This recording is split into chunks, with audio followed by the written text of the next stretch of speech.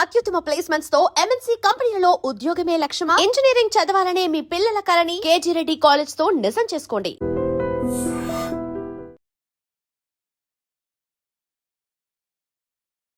అది love marriage కావటం వల్ల ఫోటోలు తీయటం అదంతా ఏమీ జరగలేదన్నమాట. మంచిగా వాయిస్ ఓవర్లు అయితే బడబడ చెప్తూనే ఉంటారు కంటిన్యూస్ గా. అదే ఎవరు పక్కన లేకపోతే నాకు ఆలోచనలు వస్తుంటాయి. వెళ్ళిపోము సిల్వర్ బటన్ రావడము, ఫస్ట్ మోనిటైజేషన్ అవ్వడము, ఫస్ట్ పేమెంట్ తీసుకోవడము, ఎలా ఉండేది ఇదంతా? 1 month కే మానిటైజేషన్ అయిపోయింది. ఇంకా కంటిన్యూగా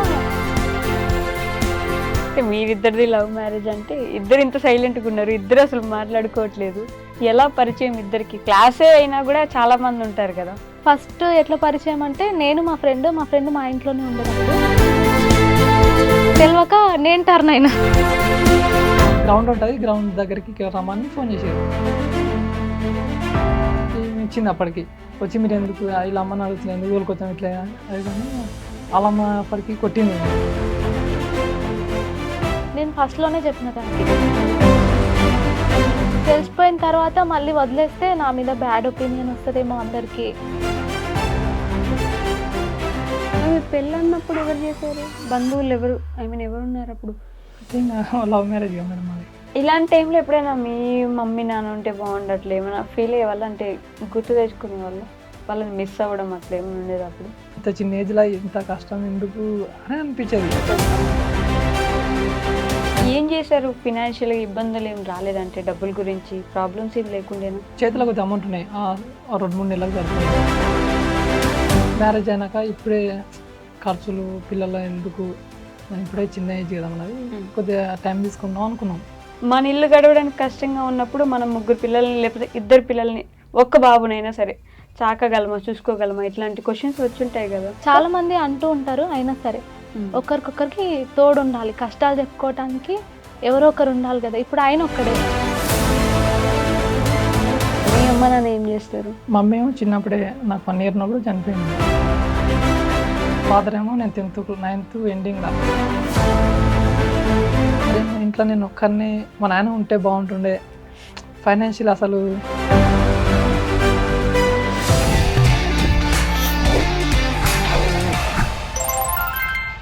హాయ్, హలో, నమస్తే, welcome back to our channel. నేను మీ వైషు. ఇప్పుడు నాతో పాటు ఒక కపుల్ ఉన్నారు. వాళ్ళ గురించి చెప్పాలంటే వాళ్ళ ఛానల్ పేరులోనే హ్యాపీ లైఫ్ అని ఉంటుంది అనమాట. మనం ఎక్కడున్నా, ఎలా ఉన్నా, ఎవరితో ఉన్నా మన లైఫ్ని మనమే బాగు చేసుకోవాలి, మనం ఎలా ఉన్నా మనం దాన్ని సరి చేసుకొని మనమే హ్యాపీగా ఉండాలి అని చెప్పడానికి వీళ్ళే మంచి నిదర్శనం అనమాట. వాళ్ళు ఎవరో కాదు, ప్రియా రాజు హ్యాపీ లైఫ్ ఛానల్ నుంచి ప్రియా గారు, అలానే రాజు గారు, అలానే చిట్టి క్యూట్ చిట్టి తల్లి కూడా ఉందనమాట. బోల్డ్ అని విషయాలు మాట్లాడేద్దాం, వచ్చేయండి. హలో అండి, నమస్తే. హలో సిస్టర్, బాగున్నారా? బాగున్నాను సిస్టర్. నన్ను అడగరా? బాగున్నారా? చాలా బాగున్నాను. సో ఎక్కడి నుంచి మీరు? ఏ ఊరు మీది? ముందు అంతారం మేడం, అది Nagar Kurnool district. Okay, Nagar Kurnool district. Okay, Tadur mandal, Antaram village. Antaram. అంటారు. ఓకే, మీరిద్దరూ చిన్నప్పటి నుంచి ఫ్రెండ్సా? కాదు madam, college friends. College friends. Okay, మీ ఇంట్లో అమ్మ నాన్న వాళ్ళు ఏం చేసేవాళ్ళు చిన్నప్పుడు? మా అమ్మ టైలరింగ్ చేస్తుంది, మా నాన్ననేమో కార్పెంటర్. ఓకే, మీరు ఎక్కడి వరకు చదువుకున్నారు?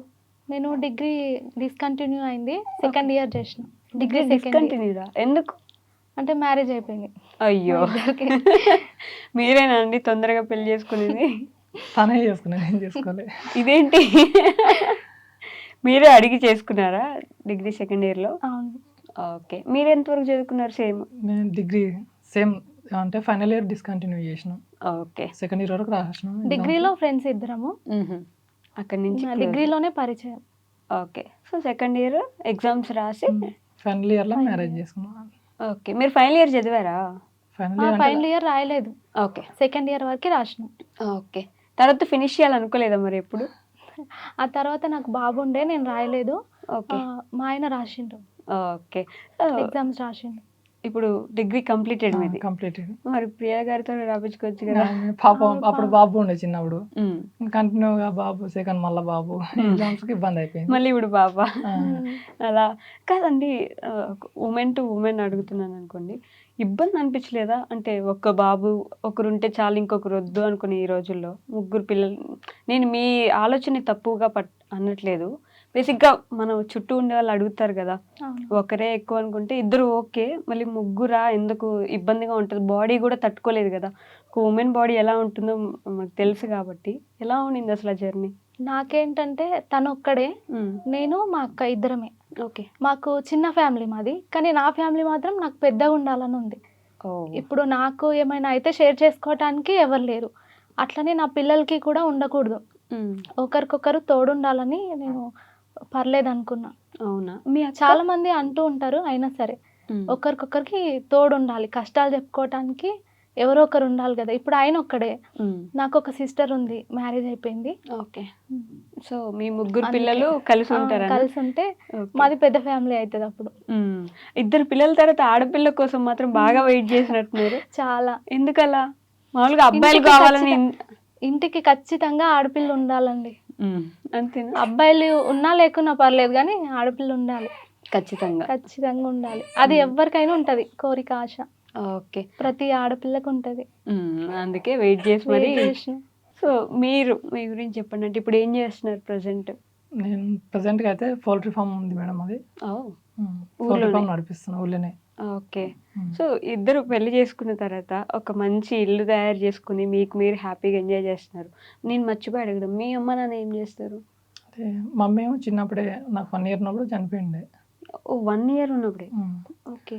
ఇప్పుడు ఫాదర్ ఏమో నేను 9th ఎండింగ్లో ఫాదర్ చనిపోయింది, హెల్త్ బాగాలేక. ఓకే. ఇప్పుడు ప్రాపర్ నుంచి ఇంకొకరిని బాబాయ్ వాళ్ళ దగ్గర ఉండేది. మరి మీ పెళ్ళి అన్నప్పుడు ఎవరు చేశారు? బంధువులు ఎవరు, ఐ మీన్ ఎవరు ఉన్నారు అప్పుడు? అంటే ఇంకా లవ్ మ్యారేజ్గా మేడం అది. అంటే మా వాళ్ళు ఉన్నారులే, కానీ ఇంకా కొన్ని ఇష్యూస్ వల్ల మేము గుడి దగ్గరనే మ్యారేజ్ చేసుకున్నాం. ఓకే. ఈ లవ్ స్టోరీ కంటే ముందు అసలు యూట్యూబ్ ఎందుకు స్టార్ట్ చేద్దాం అనుకున్నారు? ఒక విలేజ్లో ఉన్నప్పుడు మన ఫ్యామిలీ మనం చూసుకుని ఇలా ఉండేదని చాలా కష్టం. మన ఇంట్లో పనులు చూసుకోవాలి, హస్బెండ్కి హెల్ప్ చేయాలి, పిల్లల్ని చూసుకోవాలి, ఇన్ని ఉండగా యూట్యూబ్ ఎందుకు అనే ఒక ఆలోచన ఉంటుంది కదా. ఎందుకు వచ్చింది అసలు స్టార్ట్ చేయాలనే ఆలోచన? ఫస్ట్ స్టార్ట్ చేసేటప్పుడు ఆయన అడిగిన, ఇట్లా స్టార్ట్ చేద్దాం అనుకుంటున్నా అని. ఫస్ట్లో వద్దన్నాడు. ఇంకా చెప్పకుండానే నేను ఏమనుకున్నానంటే, కనిపించకుండా స్టిచ్చింగ్ వచ్చు నాకు. Okay. Stitching videos, craft videos పెడదాం అనుకున్నాను. అందుకని ఇంకా చెప్పకుండానే స్టార్ట్ చేసేసిన, కనిపించకుండానే కదా, ఏం ప్రాబ్లం లేదులే అని. నేను మెయిన్గా ఎందుకు స్టార్ట్ చేసినానంటే, దాని నుంచి మనీ వస్తాయి అని తెలిసి కొంచెం హెల్ప్ అవుతుంది కదా ఇంట్లో అన్నట్టుగా స్టార్ట్ చేసిన. ఓకే. సో కానీ మీకు ఇష్టం లేదా కనిపించడం? తను ఇష్టం లేదని కాదు, కానీ దానివల్ల అమౌంట్ వస్తాయో రావో, ఎందుకు ఇంట్లోనే పని ఎక్కువ అవుతుంది, మళ్ళీ ఇదంతా ఎందుకు. ఇంటి దగ్గర పని ఉంటుంది, అప్పుడు పొలం పని చేస్తుంటిమి, అక్కడ వర్క్ ఉంటుంది, మళ్ళీ కోళ్ళ ఫారం, ఇన్ని చూసుకొని మళ్ళీ అదొక్కటి ఎందుకులే అన్నట్టుగా వద్దనుకున్నారు. బట్ ఎవరి ఇన్స్పిరేషన్ మీకు యూట్యూబ్ పెట్టాలని? అంటే ఎవరిని చూసేవాళ్ళు ఇంతకు ముందు? ఎవరు పని లేదు మేడం, అందరివి చూస్తా. అందరూ చూసేవాళ్ళు. ముందు నుంచి ఇంట్రెస్ట్ ఉంది ఇట్లా యూట్యూబ్లో వీడియోస్ పెట్టాలి, చేయాలి అని? ఫస్ట్లో నేను స్టిచ్చింగ్ చేసేటప్పుడు ఇంటి దగ్గర నొక్కదాన్నే ఉంటా, ఇంకా ఆయన వర్క్కి ఆయన వెళ్ళిపోతాడు, ఇంటి పక్కల ఎవరు ఉండరు మాట్లాడటానికి. ఇంకా వీడియోస్ చూస్తుంటే ఇట్లా మన పేమెంట్ వీడియో వచ్చింది, ఫస్ట్ పేమెంట్ తీసుకున్నామని. ఓకే. దీనివల్ల కూడా మనీ వస్తాయా అని అప్పుడు తెలుసుకొని, అప్పుడు ఇంకా వీడియోస్ చూసి చూసి తెలుసుకొని నేను కూడా స్టార్ట్ చేసిన. అంతేనా? జస్ట్ పక్కన వీడియోస్ చూసి చూసి స్టార్ట్ చేసిన. స్టార్ట్ చేయగానే వెంటనే సబ్స్క్రైబర్స్ బాగానే వచ్చేసారు అలా? నాకు 1 monthలోనే అయిపోయింది మానిటైజేషన్. కానీ కానీ పేమెంట్ తీసుకోవటానికి 1 year పట్టింది. ఓకే. మానిటైజేషన్ అయిపోయింది, 1 year టైం పట్టింది. ఓకే. ఎలా సపోర్ట్ చేసేవాళ్ళు ఇంట్లో అంటే యూట్యూబ్ గురించి? తను ప్రతి దాంట్లో హెల్ప్ చేస్తాడు మేడం నాకు. అవునా? ఫోన్, వీడియోస్ ఎడిటింగ్ అవన్నీ నేనే చేసుకుంటా, కాకపోతే వీడియోస్ తీస్తాడు. తనకి కూడా ఫుల్ పని ఉంటుంది కోళ్ళపారం దగ్గర. ఓకే. కోళ్ళపారం దగ్గర తనకి ఫుల్ వర్క్ ఉంటుంది, ఒక్కడే ఉంటాడు అనమాట, వర్కర్స్ ఎవరు లేరు. ఓకే. ఒక్కడే చేసుకుంటాడు. ఇంకా తనని ఇబ్బంది పెట్టడం కూడా ఇష్టం లేదు ఇంకా. ఓకే. అది ఎవరు పెట్టించారు మీకు? అంటే పౌల్ట్రీ ఫామ్ మేమే చేసుకున్నాం మేడం. మీకు మీరే సంపాదించుకొని చేసుకున్నారా? సంపాదించుకున్నాం, ఈ జనరేషన్ కష్టం, కానీ మన ల్యాండ్ కొద్దిగా ఉండే, ల్యాండ్ తీసేసినాం. కొద్దిగా మాకు ఇది కేసీఆర్ నుంచి దళిత బంధు వచ్చింది అప్పుడు. ఓకే. అది కూడా కొద్దిగా హెల్ప్ అయింది మాకు. అవునా? అంటే 30 lakhs అయింది. ఓకే. అది చేయడానికి ఇవో 10 lakhs యాడ్ అయినాయి కదా, ఇంకో 10 lakhs అప్ అయింది. ఇంకా నాతో దగ్గర పొలం అమ్మితే 13 వచ్చినాయి. ఓకే. ఇంకా అవి ఇవి అన్నీ కలిపి పౌల్ట్రీ చేసినాం. ఓకే, మీ మమ్మీ వాళ్ళు మీకు పొలము, ఇల్లు, ల్యాండ్ ఇచ్చేసి వెళ్ళారు. మా డాడీ అంటే మా తాత సంపాదించింది, మా నాన్న పేరు ఈయనకి వచ్చింది. అది నా అది మీకు వచ్చింది, అవన్నీ అమ్మేసుకుని పౌల్ట్రీ పెట్టుకుంది. కొద్దిగా కొంచెం కొంచెం అమ్మేసి. ల్యాండ్ తీసేసి ఇప్పుడు ఆ ల్యాండ్ ఉండి మన ల్యాండ్లో ఇప్పుడు ఫార్మ్ వ్యవసాయం చేసినా కూడా ఏం వెళ్ళట్లేదు. ఓకే. 2 ఏళ్ళు చేసినా కూడా వ్యవసాయం చేసినా, కానీ ఇప్పుడున్న జనరేషన్ ఖర్చులకు ఆ వ్యవసాయం చేస్తే చాలా కష్టంగా ఉంది. ఓకే. అట్లనే ఏదైనా ఒక బిజినెస్ స్టార్ట్ చేద్దాం, కొద్దిగా తీసేసి అయినా. ఇప్పుడు మన లైఫ్ నడవాలంటే కొంచెం అమౌంట్ అయితే కావాలి కదా, బిజినెస్ చేసినా ఏదో ఒకటి వస్తుందని కొద్దిగా ల్యాండ్ తీసేసి పౌల్ట్రీ ఫామ్ చేసినాం. ఓకే, అంటే మంచి ఆలోచనే. ప్రీ ప్లాన్డ్ ఉన్నారు ఎట్లా పోవాలి, ఏం చేసుకోవాలి అని కొంతమంది నా దగ్గర అన్నారు మేడం, అంటే పొలం ఎందుకు అమ్మనిస్తున్నావు అట్లా అన్నాడు. కానీ ఆయన తాగటానికో తినటానికో అడగట్లేదు కదా, ఏదో ఒక బిజినెస్ చేసుకుందామని కదా, అందుకే నేను ఏమనలేదని చెప్పిన. చాలా మంది అన్నారు నా దగ్గర, అనవసరంగా ఎందుకు అమ్ముతున్నారు, కొనడం కష్టం కదా. ఓకే. ఇంకోటి ఏంటంటే నేను ఇంటి దగ్గర ఒక్కదాన్నే ఉంటా. ఇప్పుడు ఏం వర్క్ చేసుకోవాలన్నా ఆయన వేరే విలేజ్కి కానీ వెళ్ళాల్సి వస్తుంది, నైట్ టైం రావాల్సి వస్తుంది, ఇంటి దగ్గర ఇబ్బంది అవుతుంది. అదే ఊర్లో అయితేనేమో తనకి ఫ్రీగా ఉంటుంది, మాకు కూడా ఇబ్బంది లేకుండా ఉంటుంది, మాకు సపోర్ట్ ఎవరు లేరు కాబట్టి. బట్ ఊర్లో ఫామ్ అంటే నడుస్తుందా? ఐ మీన్ బిజినెస్ అంటే జరుగుతుంది. అది కంపెనీకి డీలింగ్ ఉంటుంది మేడం, కంపెనీకి డీలింగ్ ఉంటుంది. మనం వాళ్ళే ఇస్తారు చిక్స్, మొత్తం వాళ్ళ మెటీరియల్ వాళ్ళే ఇస్తారు, మనం దాంట్లో మెయింటెనెన్స్ చేసి మళ్ళీ వాళ్ళకి ఇచ్చేయాలి, తీసుకెళ్ళి మనకు అమౌంట్ ఇస్తారు అన్నట్లు. అట్లా మనం మెయింటెనెన్స్ చేసినందుకు బాగానే జరుగుతుందా? పర్లేదా? ఇప్పుడు పర్లేదు, కాకపోతే కొద్దిగా ఇబ్బంది ఉందిలే. కానీ ఇంకా ఇబ్బంది ఉందా? అంటే దాంట్లో బిజినెస్ లో కొద్దిగా ఇబ్బంది ఉంది. ఇంకా మనకు అన్ని వాటర్ సోర్సెస్ లేదు మాకు, ఓకే. దానివల్ల కొంచెం ఇబ్బంది ఉంది బిజినెస్ లో. అంటే వాటర్ కూడా మంచిగా ఉండాలి చిక్స్ కి. వాటికే వాటర్ ఉండాలంటే మీరు అసలు పొలం ఎలా చేసేవాళ్ళు? ఇంకా వాటికి కూడా వాటర్ దొరకట్లేదంటే పొలం అంటే ఇంకా వర్షానికే.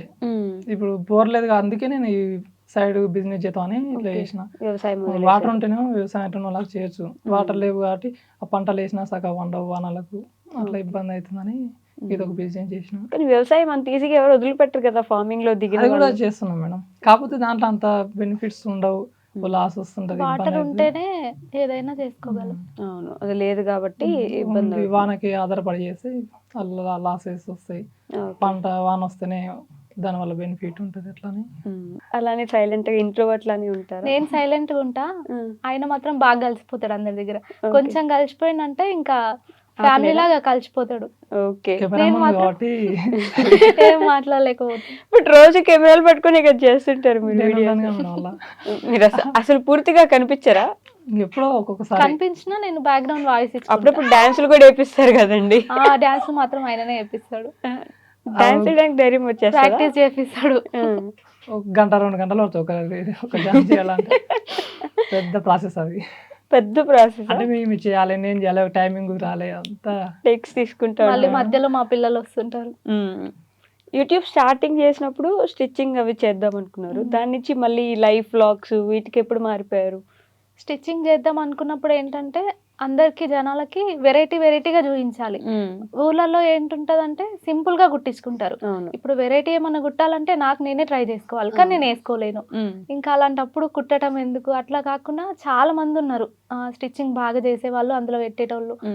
అంత మందిలా ఇంకా నేను ఎక్కడ పెడతాను అన్నట్టు మళ్ళీ దీనికి షిఫ్ట్ అయిపోయినా. ఓకే. అంటే థాట్ ఉంటుందా రోజు ఏం చేయాలి, ఎలా చేయాలి అని ఒక ప్లాన్ వేసుకుంటారా? ఏం లేదు మేడం, నా రోజు ఎట్లా గడుస్తుందో అట్లా షూట్ చేసుకుంటా. అంతేనా? ఒక ఫోన్ పట్టేసుకొని ఎటు తిరిగితే అటు షూట్ చేసుకుంటా, దానికి మళ్ళీ వాయిస్ ఓవర్ ఇస్తారు. అందరి ముందు ఇస్తారా సీక్రెట్ గా?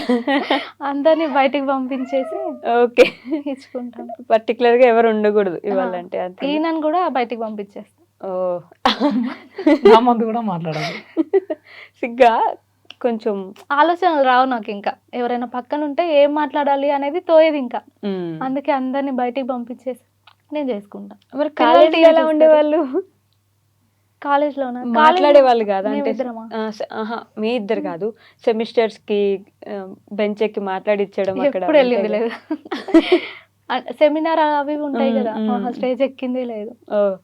సో మీ లవ్ స్టోరీ అంటే మీరిద్దరిది లవ్ మ్యారేజ్ అంటే ఇద్దరు ఇంత సైలెంట్గా ఉన్నారు, ఇద్దరు అసలు మాట్లాడుకోవట్లేదు, ఎలా పరిచయం ఇద్దరికి? క్లాసే అయినా కూడా చాలా మంది ఉంటారు కదా. క్లాస్ లో అయినా నేను సైలెంట్, కానీ ఆయన ఏం సైలెంట్ కాదు, వైలెంట్. వైలెంటే. అవునా? అంటే ఇంకా కొత్త కదా మేడం, ఇప్పుడు మీకు అర్థమవుతుంది. కానీ ఓకే. క్లాసులో కూడా కొద్దిగా స్టార్టింగ్ లో సైలెంట్ ఉండేవాడిని. ఇంకా రాంగ అందరు ఫ్రెండ్స్ అవుతుంటారు, ఇంకా అట్లా రచ్చ చేసేవాళ్ళు. గ్యాంగ్ ఉంటారు కదా మేడం, ఫ్రెండ్స్ ఉంటారు. ఇది మ్యాండేటరీ కదా కాలేజీలో, గ్యాంగులు ఉండాలి, ఆ గ్యాంగ్ లో మనం లీడర్ ఉండాలి, అరుచుకోవాలి, గోల చేయాలి. కాలేజీలో బంక్ చేసి వెళ్ళడం ఇట్లా అంతా ఉండేదా? మేము అప్పుడు అంటే మాపనారు సిటీకి కొత్త, అప్పుడు మేము పల్లెటూరులో ఉండే. నేను ఇంతమందికి ఏమో స్కూలు ఇంటర్ కానీ హాస్టల్లో ఉండే, బాయ్స్ మొత్తం గురుకుల రెసిడెన్షియల్. అక్కడ నుంచి డైరెక్ట్ ఇంకా కో ఎడ్యుకేషన్ ఇక్కడ వచ్చేటాలకి అమ్మాయిని చూడడం ఇదే ఫస్ట్ టైం. హాలిడేస్ ఇంటికి వెళ్తే తప్ప ఇంకా మళ్ళీ ఇంక డిగ్రీకి వచ్చినాక ఇంకా కో ఎడ్యుకేషన్ అయింది. ఇంకా అక్కడ నుంచి కొద్దిగా ఇంకా ఫ్రెండ్స్ అంతా సర్కిల్ పెరగడం, ఇంకా మధ్యలో పరిచయం కావడం. ఎట్లా పరిచయం అయింది మీరు చెప్పండి, అసలు ఎలా పరిచయం? అమ్మాయిలు అంత ఈజీగా భయపడతారు కదా బేసిక్ గా కాలేజీలో మాట్లాడాలన్నా. అసలు నాకు ఇప్పటికీ మా క్లాస్లో ఎంతమంది ఉన్నారు ఏంటి అనేది కూడా తెలియదు. అవునా? అంత సైలెంట్ గా ఉండే అమ్మాయిని ఎలా పడేశారండి? ఫస్ట్ ఎట్లా పరిచయం అంటే, నేను మా ఫ్రెండ్ మా ఇంట్లోనే ఉండేటప్పుడు అయితే ఇద్దరము క్లాస్ నుంచి వెళ్ళిపోతున్నాము, ఇంటికి వెళ్ళిపోతున్నాము. ఆ టైంలో ఇద్దరు పేరు మళ్ళీ ప్రియానే. ప్రియా అని తనని పిలిచిండంట, కానీ నాకు తెలియక నేను టర్న్ అయినా. అది మా ఫస్ట్ మీట్, ఫ్రెండ్. ఓకే, మాకు పరిచయం లేదు. నన్నే అనుకొని నేను టర్న్ అయి మాట్లాడిస్తే షేక్ హ్యాండ్ ఇచ్చిండు. అప్పుడు ఫ్రెండ్స్ అయినాము. ఇంకా అప్పటి నుంచి కొద్దిగా పరిచయం. అబ్బా, అసలు ఆ రోజు మీరు తిరగకపోతే ఈమెతో మాట్లాడదామని ఆమెను పిలిచిన. డైరెక్ట్ మాట్లాడదామంటే కొద్దిగా భయం కదా. ఈమెతో మాట్లాడడానికి పిలిచారు ఆమెని. ఓకే, ఆ విషయం మీకు తెలీదు. డైరెక్ట్ మాట్లాడంటే కొద్దిగా భయం, ఏమనుకుంటారు అన్నట్లు. ఆమె ఫ్రెండ్, ఆమె కొద్దిగా ఫ్రెండ్ కదా అని ఆమె పిలిచిన. ఈమె వాళ్ళకింది, అమ్మాయి పలికింది. అప్పుడే ఫస్ట్ మాట్లాడుకోం. అమ్మాయి ఇంకా రోజు రిలాక్స్, అమ్మాయి మాట్లాడేసిన ఈ రోజు. అంటే ముందు నుంచే మీకు ఇష్టం ఉండేదా? తన క్లాస్ లో చూస్తా ఉండేవాళ్ళ? అంటే ఫస్ట్ మేము స్టార్టింగ్ క్లాస్ లో ఫస్ట్ మేము వెల్కమ్ ఫస్ట్ రోజు జాయిన్ అవుతాం కదా, ఆ రోజే చూసిన. ఇది మ్యాండేటరీ కదా, క్లాస్ లో ఎవరున్నారు, ఎంతమంది అమ్మాయిలు ఉన్నారు, ఏ అమ్మాయి నాకు నేను లైన్ వేయాలని చెప్పి ముందే మాట్లాడుకుంటారు కదా. అదే ఆ రోజు వీళ్ళు ఒక ఇద్దరు ముగ్గురు ఫ్రెండ్స్ తీసుకొని వచ్చింది. కొద్దిగా సిగ్గుపడుకుంటే ఎట్లా క్లాసులకు రావాలంటే బాయ్స్ అందరు ఉంటారు కదా, కొంచెం మాట మీద వచ్చింది. వాళ్ళ ఫ్రెండ్స్ వచ్చి కూర్చోబెట్టుకోవడం మేము చూసినాం. అబ్బా ఈమె మామూలుగా అందరైతే ఒకరు వచ్చి ఎవరి ప్లేస్ వాళ్ళు కూర్చొని ఉంటారు. ఈమె ఇద్దరు ముగ్గురు వచ్చి కూర్చోబెట్టి ఏం కాదు అది అని చెప్పి ఇద్దరు ముగ్గురు తీసుకొచ్చి కూర్చోబెట్టారు. అంటే మేము కాలేజ్ నుంచి ఫ్రెండ్స్ ఉన్న వాళ్ళు ఉన్నారు, కాకపోతే వేరే వేరే గ్రూప్స్ తీసుకున్నారు. ఓకే, నాది కూడా గర్ల్స్ హై స్కూల్, గర్ల్స్ కాలేజే. నేను కూడా ఫస్ట్ టైం ఎక్కువ ఎడ్యుకేషన్, ఇంకా కొంచెం భయపడుతుండే. అట్లా ఫ్రెండ్స్ అందరు వచ్చి కలిసి మాట్లాడేసి వాళ్ళ క్లాస్కి వెళ్ళిపోయేవాళ్ళు. అందుకు తీసుకొచ్చి కూర్చోబెట్టారంటండి. పాపం పర్టికులర్ గా ఏం తీసుకురాలేదంట. అప్పటి నుంచి కొద్దిగా అబ్జర్వేషన్ లో ఇంత అసలు పెద్ద అందరు తీసుకొచ్చి కూర్చోబెట్టాలా, ఎవరు లేదు ఇంతమంది వచ్చి కూర్చున్నారు కానీ ఎందుకు స్పెషల్ గా అన్నట్లు కొంచెం చూస్తుంది అన్నట్లు. లాస్ట్ బెంచా ఫస్ట్ బెంచా? మాది ఫస్ట్ బెంచ్. వీళ్ళది లాస్టే కానీ మాది ఫస్టే. లేదు, మాది కూడా మధ్యలో ఉంటాయి, లాస్ట్ టైం ఉండదు. ఇద్దరు మధ్యలో ఉంటేనే కనిపిస్తాం కదా అందరం. వీళ్ళ బెంచ్ కి కొద్దిగా ఇంకి సెంటర్ లో సెకండ్ బెంచ్ థర్డ్ బెంచ్ ఉంటున్నాయి, మాకు ఫోర్త్ బెంచ్ అట్లా సైడ్ కి ఉంటున్నాయి. అట్లా కూర్చొని ప్లేస్ ఎత్తుకొని కూర్చొనే వల్ల ఎక్కడ కూర్చుంటే కనిపిస్తుంది అని చెప్పి అక్కడ కూర్చొని చూసుకుంటూ, అంటే క్లాసులు కూడా నేర్చుకోలేం కానీ ఎప్పుడన్నా చూడాలి చూసుకుంటూ ఉండేవాళ్ళు. మధ్యలో ఎప్పుడైనా క్లాస్ వినేవాళ్ళు కదా. గొడవలు అవుతుండేనా కాలేజీలో? బాగా అవుతుండే, మనం ఒకసారి క్లాసులో కూడా అయిన ఉండే. అవునా? అప్పుడు మా క్లాస్లో నేను సిఆర్ అన్నా, డిగ్రీ ఇంకా సిఆర్ అంటే ఏంటి? అమ్మో, సిఆర్ కూడానా? ఫస్ట్ లో వేరే వాళ్ళ లేడీస్ ఉండే, అయితే ఇంకా లేడీస్ వాళ్ళు ఏందో ఇంకా మా క్లాస్లో అందరికి ఆమె నచ్చకనా, ఆమె పెట్టే రూల్స్ నచ్చక మేము ఆపోజిట్ అయినాం అన్నట్లు. అయితే ఇంకా అందరు ఉండి నాకు ఓటేస్తే నేను సిఆర్ అయినా. అబ్బో, సిఆర్ అయినాక పడిపోయారా మీరు? అప్పుడు ఇంకా సారు ఏదో లెసన్ చెప్తున్నాడు, ఇంగ్లీష్ తెలుగు సారు. చాలా ఫన్నీగా కామెడీగా ఉంటారు సార్. తెలుగు వాళ్ళందరూ అంతే మంచి కామెడీగా లెసన్స్ చెప్తాం. అదే లాస్ట్ బెంచ్ లో వేరే వాళ్ళు లోకల్ అక్కడే అబ్నార్ లోకల్ వాళ్ళే ఏదో అల్లరి చేసుకుంటున్నారు. సార్ పోయినాక ఎందుకు నేను సిఆర్ కదా, ఎందుకు ఇట్లా అల్లరి చేస్తున్నారు అది అని నేను కొంచెం సీరియస్ అయినా. వాళ్ళు లోకల్ వాళ్ళు కదా జరంగా, అంటే మాది వేరే పల్లెటూరు నాకు తెలుసు, ఇంకా ఎందుకు ఎక్స్ట్రా చేస్తున్నావు అన్నట్లు కొద్దిగా మీనికి వచ్చేసింది. అప్పుడు కొద్దిగా లొల్లి అయింది, ఇష్యూ అయింది, ఫైటింగ్ కూడా అయినుండే. అవునా? వీళ్ళు పక్కల పెంచే కదా, ఫైటింగ్ కూడా అయినుండే. మేము పోయి వీళ్ళ మీద వాడుకోము అంటే ఫైటింగ్ లా ఇంకా కొద్దిగా బెంచ్లు ఉంటాయి కదా. అప్పుడు చూసి రౌడీ అమ్మ అసలు ఎందుకు అట్లనే అనుకున్నా. నేనేమో సైలెంట్, ఆయనేమో వైలెంట్ అనుకున్నా. ఎందుకు మనకు వచ్చిన బాధ, దూరంగా ఉండాలి అనుకున్నారా? ఆ గొడవ ప్రిన్సిపాల్ దగ్గర పోయింది. మళ్ళీ క్లాస్ లో ఉన్న వాళ్ళు ప్రిన్సిపాల్ కంప్లైంట్ ఇస్తే వాళ్ళు వచ్చి ఆ అబ్బాయినే సార్ తిట్టినాను అట్లా, ఇంకా లెసన్ చెప్తే ఇట్లా డిస్టర్బ్ చేసినందుకు అన్నా సార్ అంటే సరే అని కొంచెం ఆయన వాళ్ళ లోకల్ కదా మేడం, వాళ్ళ ఫ్రెండ్స్ దొరకడానికి వెళ్ళిపోయినా అన్నట్లు. అప్పటికే సార్ కంప్లీట్ వెళ్ళింది, వాళ్ళని పిలిచి ఇంకా లొల్లి పెద్ద కాకుండా గొడవ ఆపేసినారు అక్కడితోటి. ఓకే, ఎట్లుండేది వీళ్ళు గొడవలు వేసుకుంటుంటే మీకు ఇటు సైడ్ అమ్మాయిలకి? ఎప్పుడు వీళ్ళు రౌడీలు చాలా వరకు అమ్మాయిలే కంప్లైంట్ ఇచ్చారు ఇట్లా గొడవ పడ్డారని. అట్లనే తెలిసింది ప్రిన్సిపాల్. మీరు కూడా ఇచ్చారా కంప్లైంట్? నేను పోలే. నేను రావటము, చదువుకోవటము, తినటం, వెళ్ళిపోవటం. అంతేనా? అంత టాపరా మీరు బాగా? ఏం లేదు, అట్లనే ఏం లేదు. టాపర్ కాదు, ఫస్ట్ బెంచ్ ఎందుకు కూర్చుంటున్నారు మరి? టాపర్ కాకపోతే వెనక్కి కూర్చోవాలి కదా నాలాగా. మా ఫ్రెండ్స్ కొంచెం చదివేటోళ్ళు ఉండే, ఇంకా వాళ్ళతోనే ఉంటుంది. నేను అట్లని చదవనని కాదు, నేను కూడా చదువుకునేదాన్ని. ఒక 70% వస్తుంది అంతేనా? మీరు? నేను టాపరే మేడం. ఆవిడ కూడా ఆశ్చర్యపోయారు చూసారా? అట్లా అనుకుంటే 10th లో నాకనే తక్కువనే. టాప్ లో రావాలనే చదివినా కానీ రాకపోయింది మేడం. రాకపోయారు. ఎన్ని మార్క్స్ వచ్చాయి మీకు 10th లో? అప్పుడు గ్రేడ్ ఉండేదేమో కదా. 8.3 నాకు వచ్చింది. మీకు? నాకు 8.8. అంటే నేనే టాపర్. అంటే వాళ్ళు చూసి లేడీస్ కి జర చూసి రాసినా కూడా అట్లా ఏమి ఉండదు. 10th క్లాస్ లో మళ్ళీ నాది ఫస్ట్ బెంచ్, ప్రతిసారి ఫస్ట్ బెంచ్. ఎగ్జామ్స్ కా? అదిగో పాపం కష్టపడి రాశారంట. ఫిజిక్స్ ఎగ్జామ్ రోజు అయితే ఇంకా నేను ఫెయిల్ అయిపోతాను ఏడుకుంటా పోయిన ఇంటికి. పాస్ అయిపోయినా. పాస్ అయిపోయినారా? అట్లా వదిలేసినారు. మీకు ఇన్ని 8.3. ఇంటర్? ఇంటర్లో ఎంపీసీయా? ఎంఈసి. ఓకే. ఫిజిక్స్ కెమిస్ట్రీ అంటే జర భయం అని ఎంఈసి పోయినా. బైపీసీ ఎంపీసీ తీసుకున్నా అలా కెమిస్ట్రీ అవి ఉంటాయి కదా, ఇబ్బంది అని ఎకనామిక్స్ ఉంటుందా? మ్యాథ్స్ వస్తుంది, ఎకనామిక్స్ కామర్స్ ఈజీ అన్నట్లు అది తీసుకున్నా. రెండు జుజుబి. ఇంటర్ బాగానే వచ్చాయి మార్క్స్? ఇంటర్లో అంతంతనే వచ్చినాయి మేడం. అంటే పాస్ అయినారు? పాస్ అయిపోయినా అంతే. ఫస్ట్ అటెంప్ట్ కే పాస్ కదండి? ఫస్ట్ అటెంప్ట్ కే పాస్. డిగ్రీ కూడా ఫస్ట్ ఇయర్ సెకండ్ ఇయర్?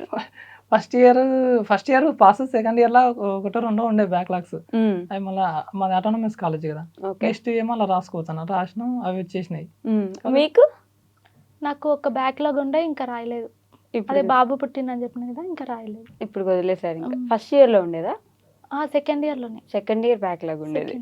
మరి అసలు ఈయన ఫుల్ గొడవల్లో ఉండేవారు, మీరేమో సైలెంట్ గా వచ్చాం, తిన్నాం, చదువుకున్నాం, వెళ్ళిపోయాం. మరి ఇద్దరికి ఎలా కనెక్షన్ వచ్చింది? మధ్యలో ఈయనకి నాకు కామన్ ఫ్రెండ్స్ ఉంటారు కదా, ఇంకా వాళ్ళు చెప్తుండే. అంటే నేనేమనుకుంటుంటే అంటే కొంచెం వైలెంట్గా ఉన్నాడు కదా, ఎందుకులే అన్నట్టు దూరం ఉంటుండే. వాళ్ళు ఏం చెప్తుండే అంటే ఇప్పుడు పేరెంట్స్ ఉన్న వాళ్ళే సరిగ్గా లేరు, తనకు పేరెంట్స్ లేరంటే ఇంక ఇట్లనే ఉంటారు కదా, అది ఇది అని మధ్యలో ఉన్న వాళ్ళు చెప్తుండే. అట్లా చెప్పి దగ్గర చేసిర్రు. ఇంప్రెస్ అయ్యేలా చేసి. అది కూడా నిజమే కదా మేడం, ఈ రోజుల్లో పేరెంట్స్ ఉన్న వాళ్ళే సరిగ్గా ఉండట్లేదు, ఇంకా పేరెంట్స్ లేరంటే ఇంకా అట్లనే ఉంటారు కదా. ఎలా అట్లా అంటే? కొంచెం వైలెంట్ గా గొడవలు వేసుకుంటూ. ఓకే, మీరు కొంచెం వైలెంట్ గా ఉన్నప్పటికీ మంచోడేనా? అప్పుడు ఉండే మేడం, ఇప్పుడేం వైలెంట్ కాదు. అప్పుడు ఇంకా కాలేజ్ ఇప్పటికీ చాలా చేంజ్ అయిపోయింది. పూర్తిగా మార్పు వచ్చేసిందా? మారిపోయిన మనిషి. అలాంటి ఒక పోస్టర్ వేసుకుంటారు ఇప్పుడు, అంతే కదా? అప్పుడు అంటే ఇంకా ఆ ఏజ్ అట్లాంటిది మేడం, ఉడుకు రక్తం. అంటే ఇప్పుడు కూడా ఏజ్లో ఉండదు కానీ కాబట్టి మ్యారేజ్ అయింది, పిల్లలు అయ్యారు, అంతా ఇంకా ఎందుకు అన్నట్లు సైలెంట్. కానీ అన్ని తొందర జరిగిపోయినట్టున్నాయి కదా. ఎవరు ప్రపోజ్ చేశారు ఫస్ట్? మరి నేనే చేసిన. ఆలోచించి చెప్తున్నారు ఏంటి ఇప్పుడు? అంటే నేనే చేసిన. మీరు కూడా వెయిట్ చేస్తున్నారు కదా ఆయన చెప్పాలని చెప్పేసి. ప్రపోజ్ చేయకముందు చాటింగ్ చేస్తుండే, మెసేజ్ చేస్తుండే, ఇంకా అట్లా పరిచయం అయిన తర్వాత ప్రపోజ్ చేసింది. మెసేజ్ లో ప్రపోజ్ చేశారా మరి? మెసేజ్ లో కాదు మేడం, క్లాస్ అయిపోయినాక ఇంకా మళ్ళీ ఈవినింగ్ అందరు ఇంటికి వెళ్తుంటారు, ఆ టైంలో కొద్దిసేపు మాట్లాడదామని ఆగిన. మా ఫ్రెండ్స్ ఇట్లా ఉండే, ధైర్యం తెచ్చుకున్నారా? మా ఫ్రెండ్స్ తోటి ఒప్పించి ఆగకుంటుండే వెళ్ళిపోతుండే. మీ ఫ్రెండ్స్ ఒప్పించారా ముందు?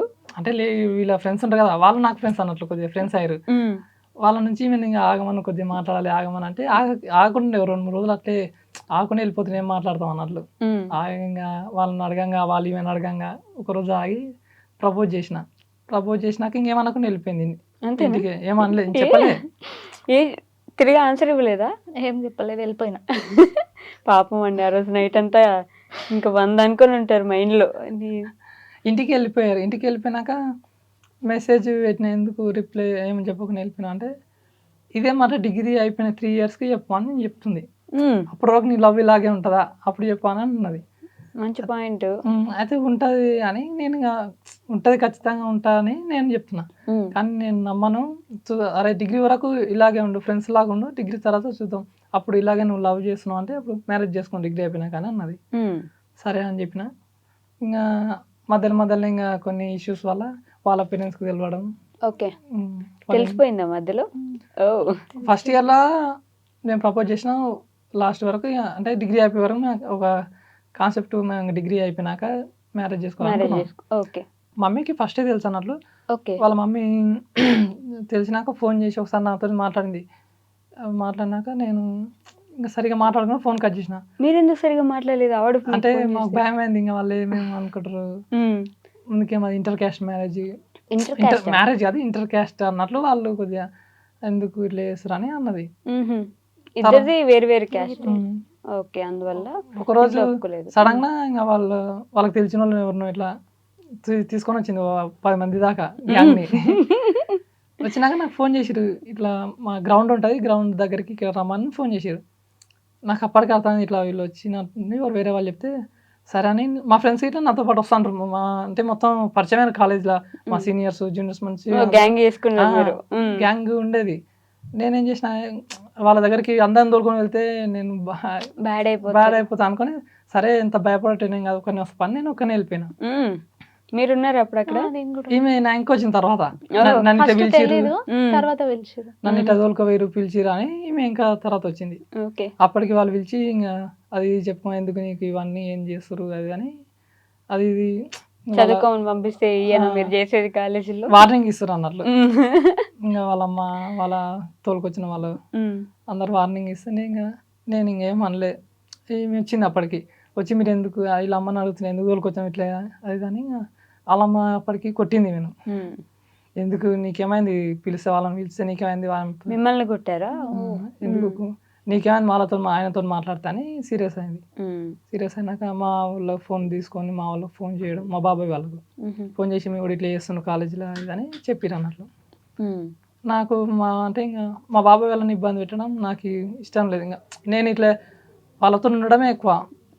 నేను ఇట్లా చేస్తున్నా అని తెలిసి అరే వీడు చదువుకోమంటే మళ్ళీ ఇదోటి ఇష్యూ చేసిండు ఏమనుకుంటారు అని నాకు అదో టెన్షన్ అయిపోయింది ఎక్కువ.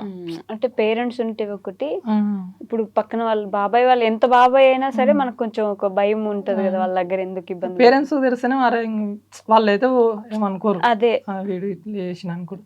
బాబాయ్ వాళ్ళు ఏంటంటే అరే నా వల్ల మా బాబాయ్ వాళ్ళని ఇబ్బంది ఎందుకు పెట్టడం అనిపించి ఇంకా నేను నా ఫోన్ గుంజుకున్నారు వాళ్ళు. వీళ్ళ వాళ్ళ అమ్మ తీసుకొచ్చి వేరే వాళ్ళు గుంజుకొని ఫోన్ ఇస్తలేరు అసలు. వాళ్ళ నెంబర్ తీసి మా బాబాయ్ వాళ్ళకి ఫోన్ చేయడం అది చేసి మాట్లాడారు. అప్పుడు మీ బాబాయ్ వాళ్ళు ఇబ్బంది పడ్డారా? ఏమన్నా ఇబ్బంది ఏమన్నా ఫోన్ చేసి ఇట్లా చెప్పారు. సరే నాకు ఇస్తే నేను ఫోన్ ఇంటికి రాను అని నాకు చెప్పారు అన్నట్లు. ఎందుకు అట్లా చేస్తే ఇంటికి రాను అన్నారు.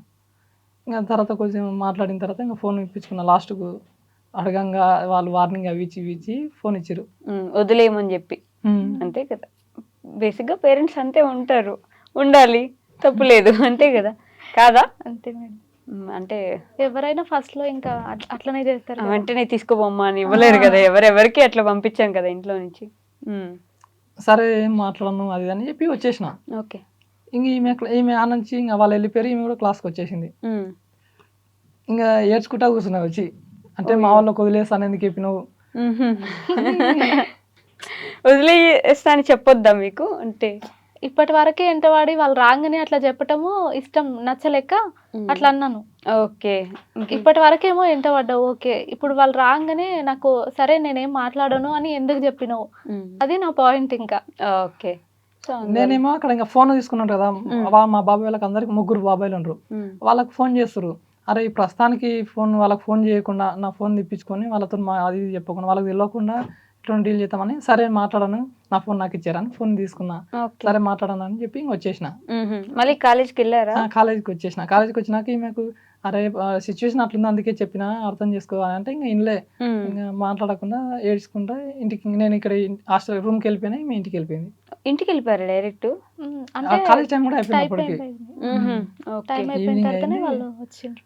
నేను ఇంకా ఇంటికి రూమ్కి వెళ్ళి డైరెక్ట్ ఇంటికి వెళ్ళిపోయినా. మామూలు రమ్మన్నారు ఇంకా ఈడ ఉంటే ఇంకా ఇష్యూ పెద్ద అయ్యేట అట్లుందని ఊరికి వెళ్ళా. అక్కడ ఏమన్నారు? ఊరికి వెళ్తుంటేనే మేము ఫోన్ చేసుకోం అంటే ఇంకా ఊరికి ఎందుకు వెళ్తుండవు అని ఇంకా మాట్లాడుకుంటా ఏం లేవు వస్తా అది అని చెప్పి పోయినా. ఊరికి వెళ్ళిపోయినాక మా వాళ్ళు ఏం చేసినావు ఇట్లా అంటే ఏం లేదు అది కానీ వాళ్ళని కూల్ చేసిన, ఏం లేదు ఏం చేయలేదు కూర్చొని అది అని చెప్పిన.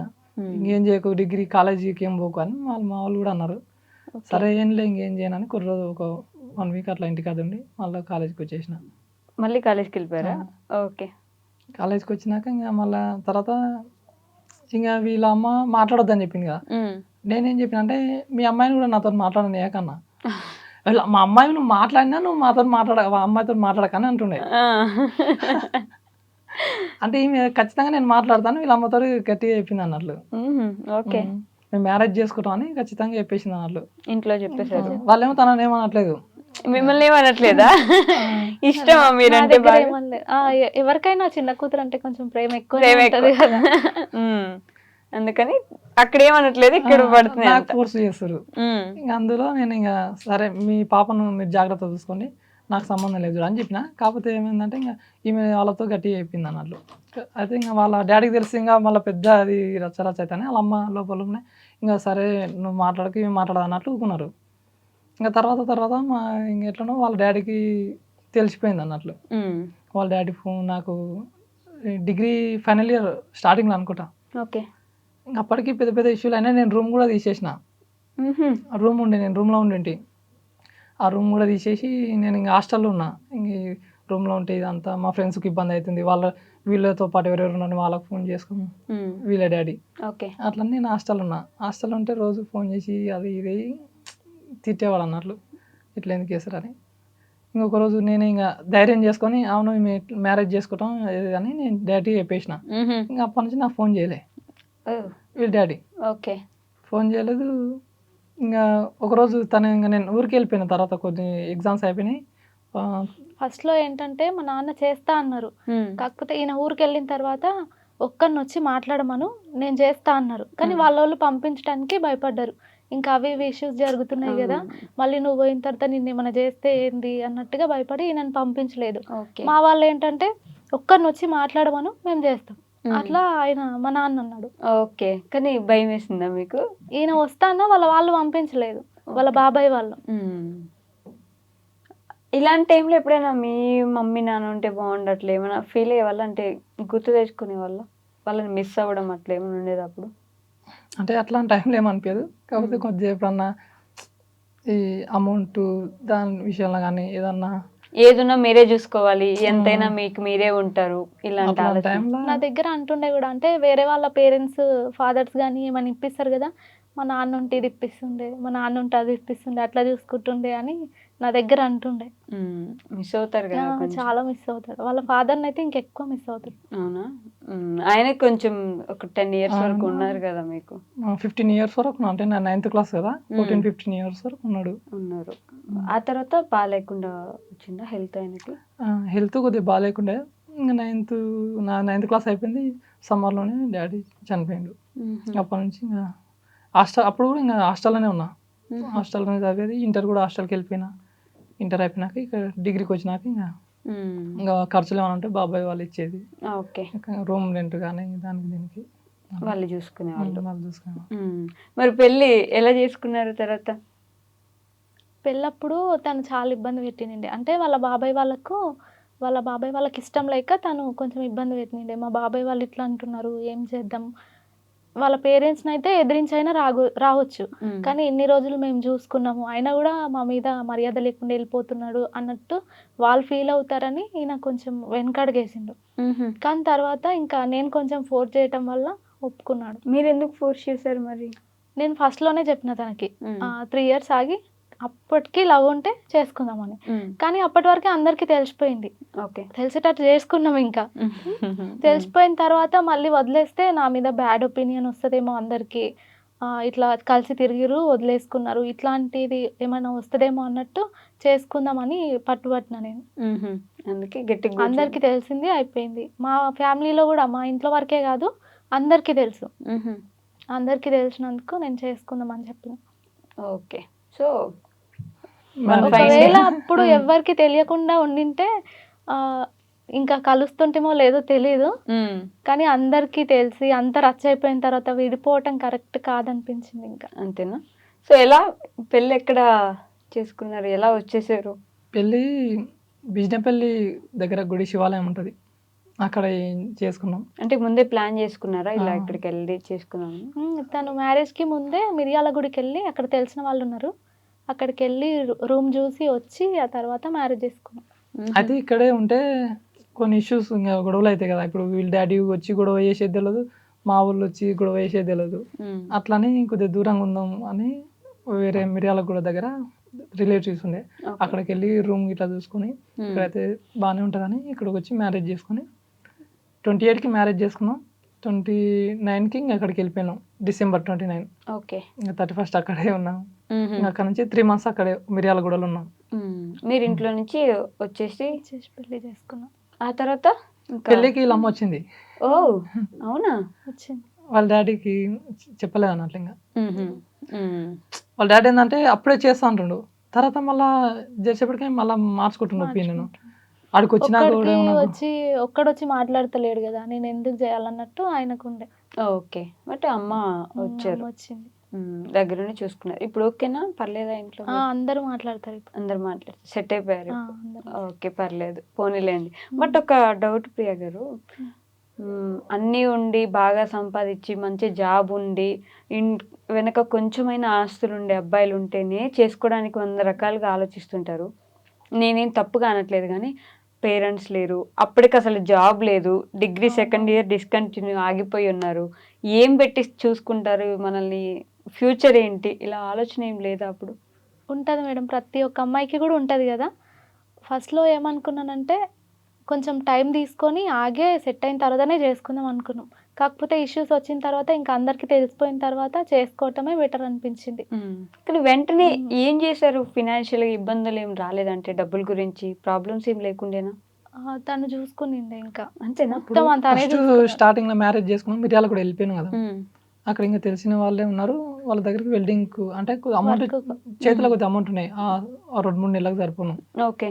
ఇంకా అవి అయిపోకొస్తున్నాయి, రోజు ఇంటికైనా ఉండి తింటే అయిపోతా, డబ్బులు అయిపోతున్నాయని వెల్డింగ్ వర్క్ ఇది అప్పుడప్పుడు ఉన్నప్పుడు. ఆడ ఉన్నా ఇంకా బయట ఉండేందుకు అనవసరంగా 3 నెలల అమౌంట్ కూడా అయిపోయి మాతోనే ఉన్నాయి. ఇంటికి వెళ్దాం అనే ఆలోచనతో ఇంకా అప్పుడే కరోనా స్టార్ట్. కరోనా ఇంకా ఇంటికి వచ్చేసినాం. ఇంటికి వచ్చినాక ఇంటికాడ కూడా ఖాళీనే ఉన్నాం, వ్యవసాయం చేసినాం ఒక 2 నెలలు. అలా కూడా ఏమి వెళ్ళలేదు, ఇంకా మనకు బోర్ లేదు.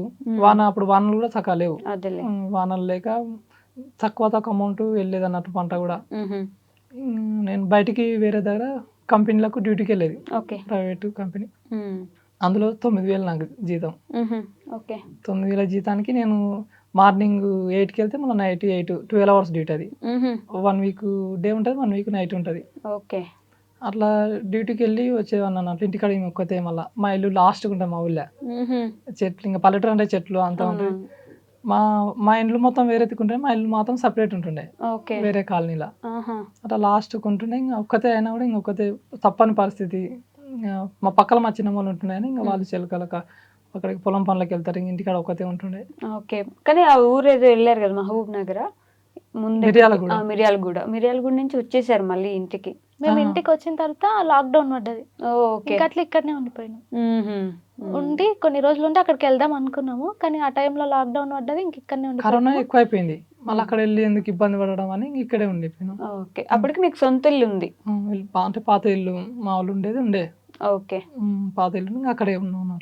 ఇప్పుడు కూడా అదే ఉన్నట్టుంది కదా.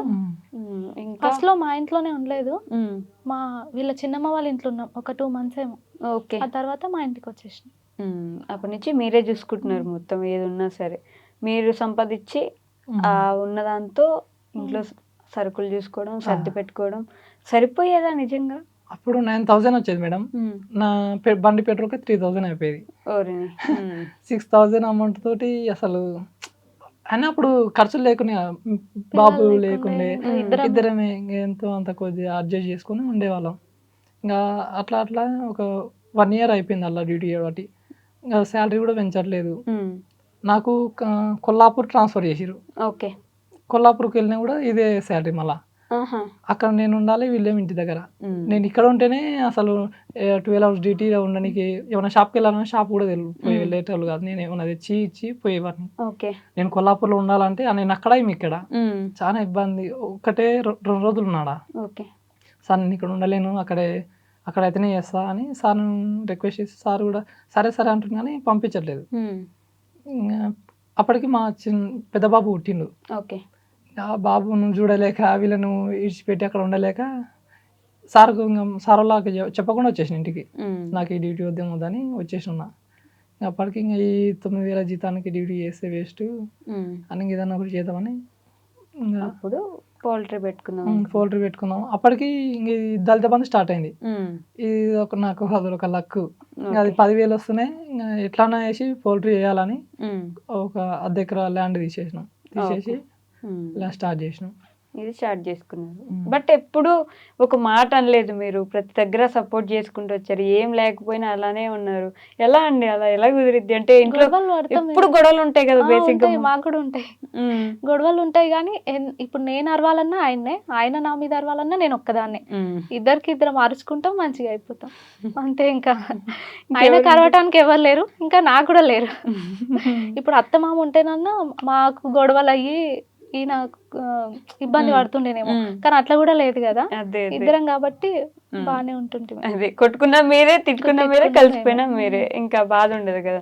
కానీ వెంటనే 3 పిల్లల్ని కన్నారు. మళ్ళీ మీ ఇద్దరే కష్టపడి ఉంటున్నారు. నేను తప్పుగా అనట్లేదు, కానీ ఒక విధంగా మంచిది ఏంటంటే మీరు పెద్ద అయ్యేసరికి వాళ్ళు పెద్దగా అయిపోతారు, ఎక్కువ చేస్తారు, ఇంకో ఇబ్బంది ఉండదు.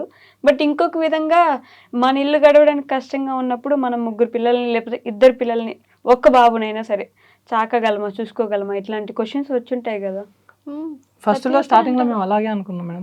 అయితే మ్యారేజ్ అయినాక ఇప్పుడే ఖర్చులు పిల్లల ఎందుకు, ఇప్పుడే చిన్న ఏజ్ కదా మనది, కొద్దిగా టైం తీసుకుందాం అనుకున్నాం. మ్యారేజ్ అయినా ఒక 6 months 7 months అప్పటికి మీకు బ్లడ్ ఇట్లా చాలా తక్కువ ఉండే. అప్పుడు హాస్పిటల్ చూస్తే బ్లడ్ తక్కువ ఉందని టెస్ట్లు చేయించి అదొకటి ఒకటి చేసిన తర్వాత బ్లడ్ ఇంప్రూవ్ అయింది మంచిగా అయిన తర్వాత అప్పటికి మామూలుగానే ఉన్నాం.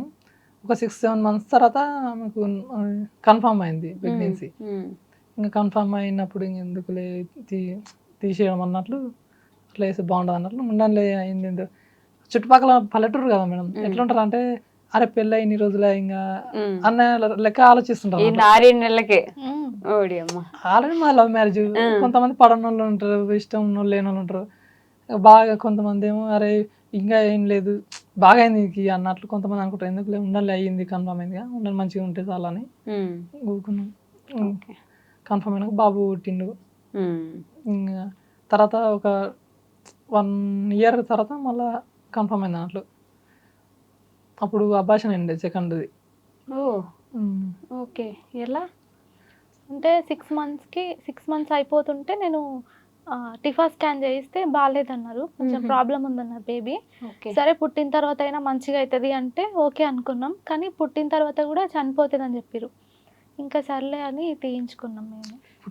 అప్పటి వరకు ఉంచుకొని కూడా వేస్ట్, వద్దు.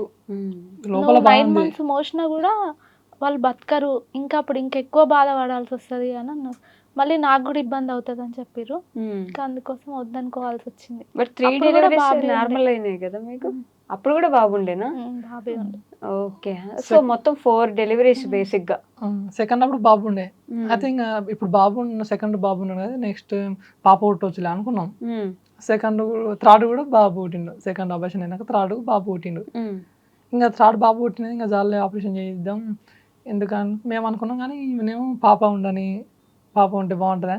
అప్పటికే మనకి 2 ఉండరు, మనకు తెలుసు ఫైనాన్షియల్ అనటం వల్ల మేము తిరిగినా కూడా హాస్పిటల్కి చేయించుకుందామని ఆ తిరిగే ప్రాసెస్లోనే మళ్ళీ కన్సీవ్ వచ్చింది. అప్పటికి కూడా వద్దనుకున్నాం. తర్వాత గవర్నమెంట్ హాస్పిటల్ చేయించుదాం అనుకున్నాం. ఇంకా లేట్ ప్రాసెస్ గవర్నమెంట్ అంటే ఇంకా రేపు రాపా ఎల్లుండి రాపా అంటుంటారు.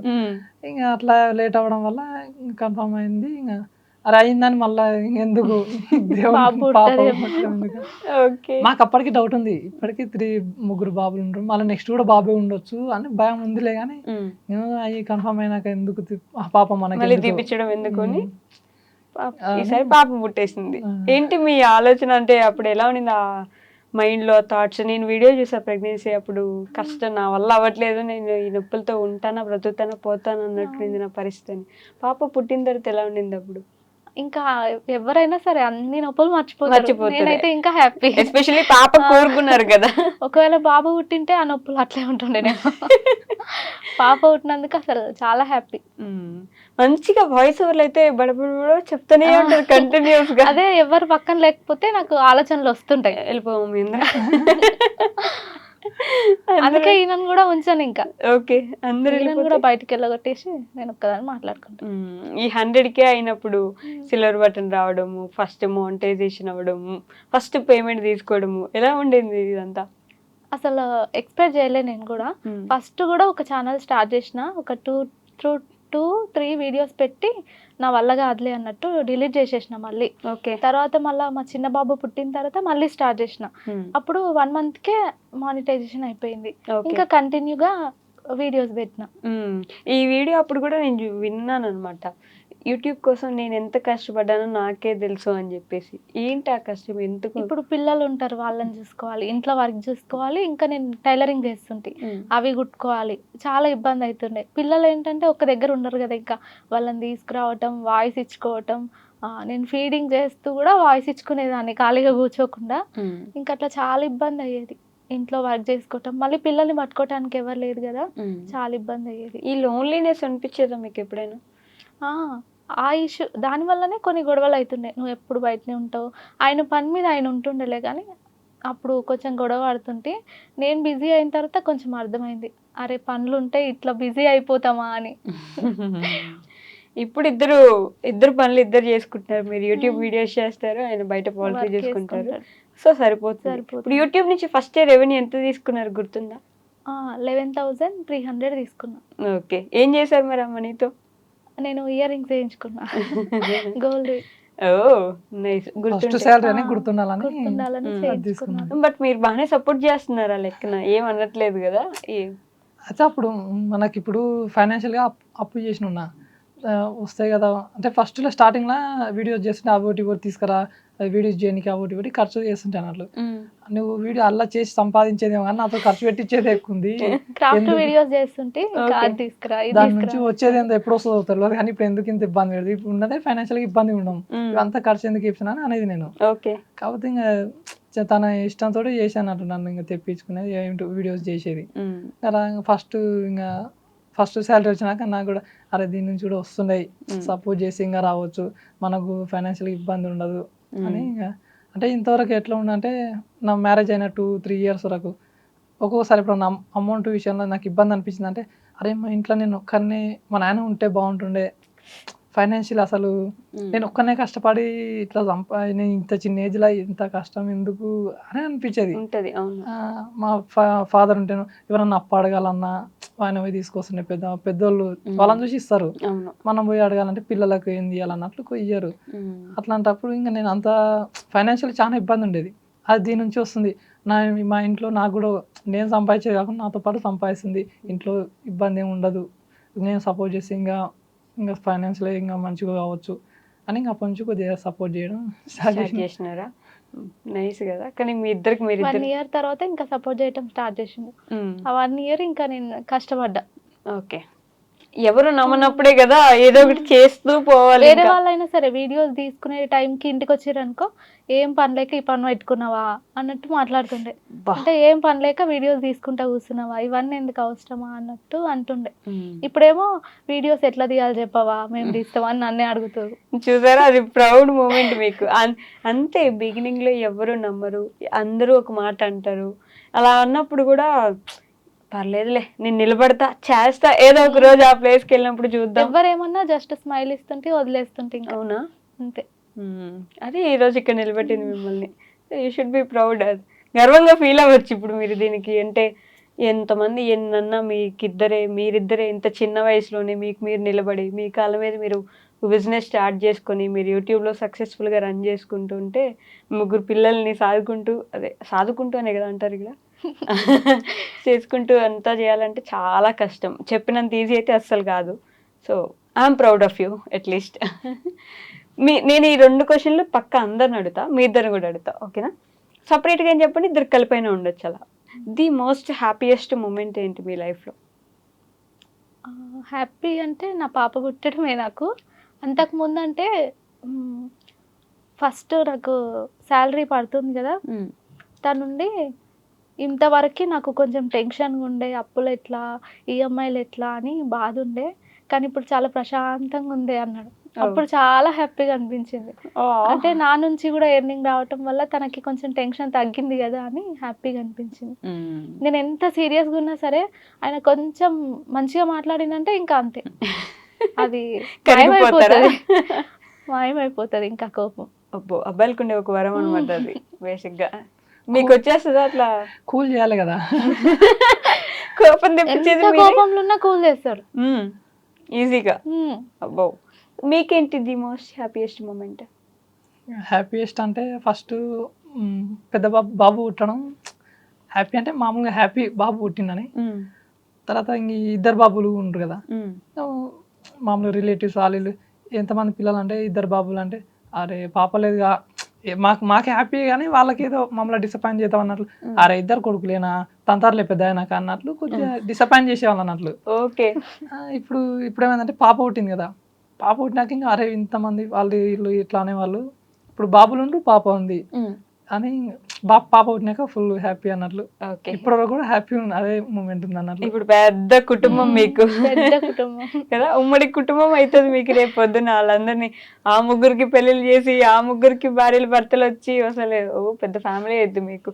ఏమైనా ఫంక్షన్స్ జరిగినా కూడా ఇంటి పక్కన మా అత్తమ్మ వాళ్ళు ఉంటారు, వాళ్ళ ఇల్లు మొత్తం సందడిగా ఉంటది, కానీ మా ఇంట్లో మాత్రం మేమే ఉంటాం, ఇంకా ఫ్యామిలీ అంతా ఎవరు ఉండరు అనమాట. అప్పుడు అనిపించింది నాకు, అరే మా ఫ్యామిలీ కూడా పెద్ద ఉండాలి, మా ఇల్లు కూడా సందడిగా ఉండాలి అని. మీ యూట్యూబ్లో సబ్స్క్రైబర్స్ ఎంతమంది మీకు? 1,20,000. 1,20,000 మంది బంధువులు ఉన్నారు మీకు.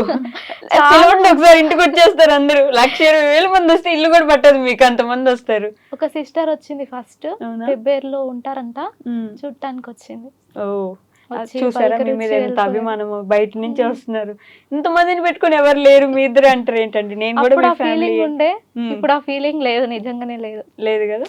అది ఇంతమంది ఫ్యామిలీ వచ్చారు మీకోసం, ఇష్టపడే వాళ్ళు, మీ గురించి కామెంట్స్ పెట్టేవాళ్ళు, మిమ్మల్ని మీట్ అవుదామని అనుకునే వాళ్ళు, ఆ కామెంట్స్ లో చూస్తూ ఉంటారు. కామెంట్స్ పెడతారు కదా మేడం, కామెంట్స్ చూస్తే అసలు వీళ్ళంతా మా ఫ్యామిలీ కూడా మర్చిపోతాం అసలు. వాళ్ళ కామెంట్స్ మంచి మంచి కామెంట్స్, వాళ్ళు పలకరించినంత మంచిగా మళ్ళా చుట్టుపక్కల ఉన్న వాళ్ళు పలకరించరు. మీ బంధువులు కూడా పెడతారు, వాళ్ళే ప్రేమగా ఏం చేస్తున్నారని మాట్లాడతారు, పరసలు కూడా కలిపేస్తారు, వదిన అని, అన్న అని, అక్క అని, బావ అని. అందుకే 1,20,000 మంది ఫ్యామిలీ ఉన్నారు మీకు ఇప్పుడు. 1,20,001 మంది ఫ్యామిలీ నాతో కలిపి. సో ది మోస్ట్ సాడెస్ట్ ఏంటి, అలానే బాగా ఇబ్బంది పడి బాధపడిన ఏడ్చిన సందర్భం ఏంటి? పెళ్ళికి ముందు ఉన్నాయి, ఇంకా పెళ్లి తర్వాత అలాంటివి చిన్న చిన్న గొడవలు అయినప్పుడు అనిపిస్తుండే. అంత బాధపడ్డది అయితే నా లైఫ్లో ఏం లేదు. అవునా? ఓకే. పెళ్ళికి ముందు కూడా? పెళ్ళైన తర్వాత మా వాళ్ళు మాట్లాడకపోయేది కదా, అప్పుడు బాధ అనిపించేది, అనవసరంగా చేసుకున్నాను అని చిన్న డౌట్ వచ్చేది. కానీ తర్వాత అందరు కలిసిపోయారు, నార్మల్ అయిపోయింది. మీకేంటి ది మోస్ట్ సాడెస్ట్ మూమెంట్?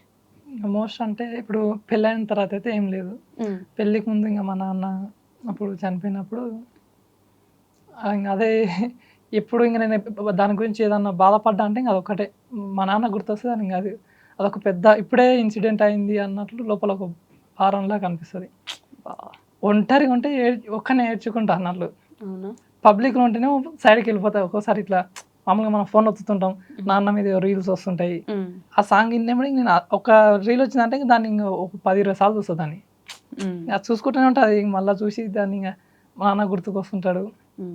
అయితే మా నాన్న చనిపోయిన రోజు కూడా మార్నింగ్ చనిపోయిండు. మార్నింగ్ 4 o'clock ఏమో. అసలు మా నాన్న ఈవినింగ్ 4 వరకు అంటే ఇంక తీసుకెళ్ళడం అట్లాంటి ప్రోగ్రామ్ ఉంటుంది కదా, అప్పటి వరకు నేను అసలు ఏడవలే. ఇంకా ఏదో బాధ ఉంది, నాన్న చనిపోయిండు అనే బాధ ఉంది కానీ ఏడవలే అసలు. మా నాన్న ఇంకా తీసుకెళ్లే టైంలో అసలు ఇంకా అరే నేను ఇప్పుడు ఒక్కనే ఉండాలనా, నాకు ఎవరు లేరా అని మస్తు ఏడ్ చేసిన అసలు. ఇంకా ఆ మూమెంట్లో నాకు ఇంకా ఏం చేస్తున్నా, అరే మళ్ళీ తిరిగి వస్తే బాగుండు అనే మూమెంట్. అప్పుడు ఆ మూమెంట్లో మస్తు ఏడ్ చేసిన. ఇంకా తర్వాత నేను ఏడ్చిందంటూ లేదు. ఏడ్చిందంటే మా నాన్న గుర్తొచ్చినప్పుడే ఏడుస్తా. ఇంకా ఏదన్నా ఇట్లా ఎవరన్నా మామూలుగా నాన్న తండ్రి కొడుకులు ప్రేమగా ఉన్నప్పుడు ఎవరైనా చూస్తుంటాం కదా, అట్లాంటి టైంలో కొంచెం గుర్తొస్తుంది. కాబట్టి మన పబ్లిక్లో ఉంటే కంట్రోల్ చేసుకుంటా. మీ దగ్గర ఎప్పుడైనా ఏడ్చారు? ఎప్పుడు ఏడలేదు ఇప్పటిదాకా మీ దగ్గర? ఇంతవరకే చూడలే నేను. అవునా? అసలు ఎప్పుడన్నా ఏడ్చినా కూడా సైడ్కి వెళ్ళి నా ముందలైతే ఏడ్చా. ఎప్పుడు ఏడవలేదు. బాధ తను ఏడుస్తూనే బాధపడ్డా కూడా నాకు అరే నేను అనవసరంగా బాధ పెట్టినా, నేను ఎప్పుడైనా కొట్లాడినప్పుడు బాధపడుతుంటాడు కదా, అరే అనవసరంగా బాధ పెట్టినా కదా అనిపిస్తుంది. ఓకే. ఎప్పుడు ఏడవరు ఎవరి ముందు? ఎవరి ముందు ఏడవను. వాళ్ళు ఏడ్చినా కూడా సైడ్కి వెళ్తా. నేను ఏడ్చిన కూడా వాళ్ళకి అర్థం కావద్దని సైడ్నంగా వెళ్ళిపోయి ఏడుచుకుంటా అన్నట్లు ఏడిపోచిన. లోపల ఏదో బాధను మోస్తున్నారు ఆయన కదా. సాడ్గా ఉన్నది అర్థమైపోతుంది కదా, ఎప్పుడు నవ్వుకుంటా నవ్వించుకుంటూ ఉంటుండే సాడ్గా ఉన్నాడు అంటే అరే నేను అనవసరంగా బాధ పెట్టిందేమో అనిపిస్తుంది నాకు. ఇద్దరు కొడుకులు వచ్చారు, చూసుకుంటారు మీ నాన్నని ఇప్పుడు. అందుకే ఇద్దరు బాబుల్లోనే మా నాన్న ఉండన్నారు. కొద్దిగా ఫ్రెండ్లీగా క్లోజ్గా వాళ్ళతో ప్రేమగా వాళ్ళలోనే చూసుకుంటాను నేను. ఇప్పుడు చిన్నాళ్ళుగా వాళ్ళు ఎదిగే కొద్ది ఉంటుంది ఇంకా.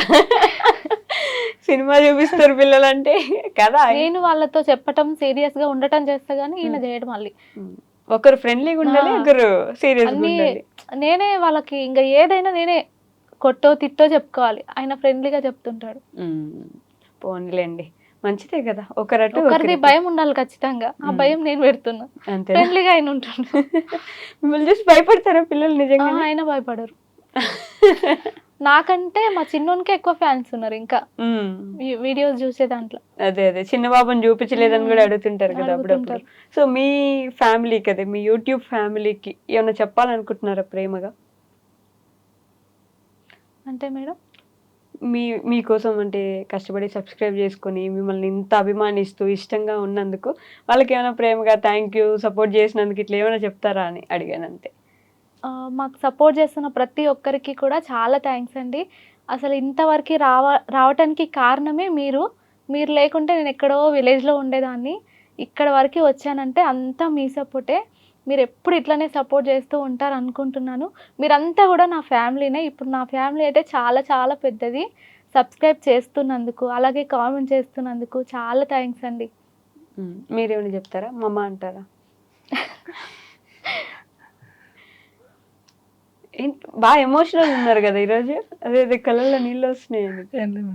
పర్లేదు, నా ముందు ఏడవచ్చు. నా ముందు చాలా మంది ఏడుస్తారు. నేను అదేంటి నా మొహం చూస్తేనే ఏడవాలనిపిస్తుంది. అన్న మమ్మల్ని సపోర్ట్ చేస్తూ వీడియో చూస్తూ పాజిటివ్గా కామెంట్స్ పెడుతున్న ప్రతి ఒక్కరికి చాలా థ్యాంక్స్. అయితే కొంతమంది మేము నార్కన్నులకు కలకుర్తికి వెళ్తాం కదా, మమ్మల్ని మా వీడియో చూసి వాళ్ళు చూసారన్నట్లు, అరే వీళ్ళేనా అనేది చూస్తుంటారు. మాకు అప్పుడు వాళ్ళు అట్లా చూసినా మాకు అనిపిస్తుంది, అరే వాళ్ళు మాట్లాడకుండా మేమే వాళ్ళతో మా వీడియోలు చూస్తారా అని వాళ్ళతో పరిచయం పెంచుకోవాలనిపిస్తుంది. క్లోజ్ అవ్వడం, ఒక రిలేషన్షిప్ ఫ్రెండ్లీగా మాట్లాడడం అనిపిస్తుంది. కాకపోతే వాళ్ళు కొద్దిగా మొహమాటంగా వాళ్ళు కూడా కొద్దిగా కొంతమంది మాట్లాడతారు, కొంతమంది మాట్లాడరు. వాళ్ళకి నేను మాట్లాడని వాళ్ళకి ఏం చెప్తాను అంటే, మేము కనిపించినప్పుడు పలకరిస్తే మేము కూడా పాజిటివ్గానే మాట్లాడతాం, మేము కూడా ఫ్రెండ్లీగా మాట్లాడాలని మాకు కూడా ఆశ ఉంటుంది. వాళ్ళు మాట్లాడితే మాకు కూడా సంతోషమే.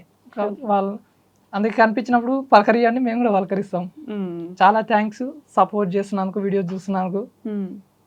ప్రతి ఒక్కరు ఇంకా మేము పెట్టే వీడియోలు చూసి ఇంకా మమ్మల్ని సపోర్ట్ చేస్తారని కోరుకుంటున్నాను. కాదు, మీ ఫ్రెండ్స్ అందరు ఈ మధ్య మళ్ళీ రీయూనైట్ అయినట్టున్నారు. అందరు కామెంట్స్ లో నేను నీ ఫ్రెండ్, నీతో పాటు 10th చదువుకున్నా. చాలా మంది కలుస్తున్నారు. మ్మ్. అంటే జూనియర్స్ గానీ సీనియర్స్ కూడా మెసేజ్ పెడుతున్నారు, కామెంట్స్ పెడుతున్నారు, అదే. ఇన్స్టాగ్రామ్ లో కాంటాక్ట్ అవుతున్నారు. చాలా మంది మాట్లాడుతున్నారు అయితే మొత్తానికి చాలా మళ్ళీ. మంది. కొంతమంది అయితే అసలు గుర్తుపడతలేరు నన్ను. అప్పటికిప్పటికి చాలా చేంజ్ అయిపోయినా నేను. ఓ. అట్లా గుర్తుపడతలేరు. రీసెంట్ గా ఒక వీడియోలో నా ఓల్డ్ ఫొటోస్ పెట్టిన. ఆ ఫొటోస్ చూసి కొంతమంది మెసేజెస్ పెట్టిరు, ఓకే. నువ్వేనా, నేను చాలా రోజుల నుంచి నీ వీడియోస్ చూస్తున్నా కానీ నువ్వని తెలియదు అంటారు. అంతలా చేంజ్ అయిపోయినా నేను. ఇంకా అంతా చేంజ్ అయిపోయా. అంత చేంజ్ అయిపోయినా అంత నాకే తెలియదు. మీకు కూడా తెలియదు. తెలీదు.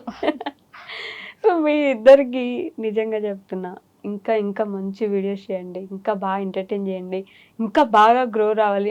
ఏంటి మీ ఫైనల్ గోల్ యూట్యూబ్ నుంచి కానీ? ఫేమస్ అవ్వాలని ఇంకా దేనికోసం ఇది స్టార్ట్ చేయలేదు. మనీ ఎర్నింగ్ కోసమే చేసిన. ఇంతే ప్రశాంతంగా సాగిపోయినా పర్వాలేదు. ఇంతకంటే ఎక్కువ రావాలని నేనేం కోరుకుంటలేను. ఇంతకన్నా పడిపోకూడదని అనుకుంటున్నాను. ఒక ఇల్లు కట్టుకుంటే, ఉమ్. ఇల్లు కల ఉంది కదా, ఫస్ట్ అప్పు తీరాలి మేడం. అప్పు తీరిన తర్వాత ఒక ఇల్లు కట్టుకోవాలని. ఎంత ఉంది అప్పు? 10 lakhs ఉంటుంది మేడం. ఇప్పుడు ఇద్దరు కలిసి తీర్చుకుంటున్నారు. ఇప్పుడు కోళ్ళపారంకి అయింది కదా మేడం. అది చాలా మంది కామెంట్స్ లో కూడా అంటుంటారు ఫస్ట్ ఇల్లు కట్టుకోండి, ఇల్లు కట్టుకోండి అని. కానీ అప్పు ఉన్నప్పుడు ఇంకా వేరే పని పెట్టుకోవద్దు.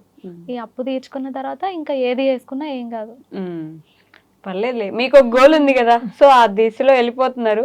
అలానే ముందుకెళ్ళండి. ఇంకా మంచి మంచి వీడియోలు చేయాలని, మా అందరి సపోర్ట్ ఎప్పుడు అలానే ఉండాలని నేను కూడా మనస్ఫూర్తిగా కోరుకుంటున్నా. Thank you so much madam. Thank you. Thank you madam.